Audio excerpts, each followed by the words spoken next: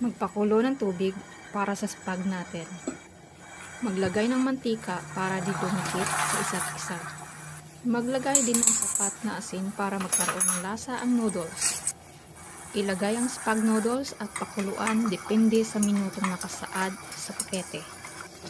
Habang niluluto ang noodles, mag-prepare ng pang-sauce sa spag, tulad ng puting sibuyas at bawang.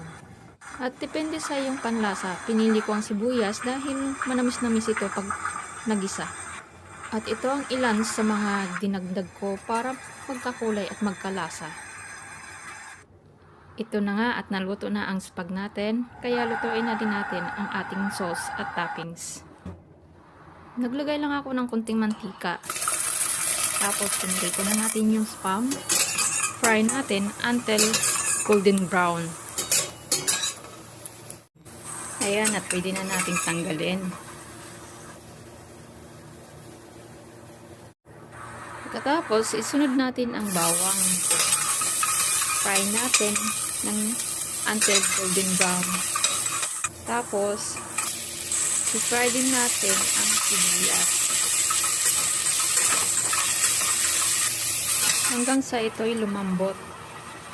Lagyan natin ng konting tubig para pakuluan ng konti nang lumambot siya.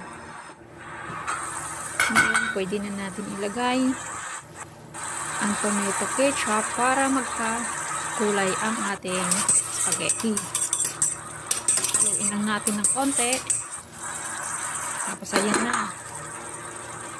Lagay na natin yung spag noodles natin. Kaya halo-haluin para yung lasa ng sauce natin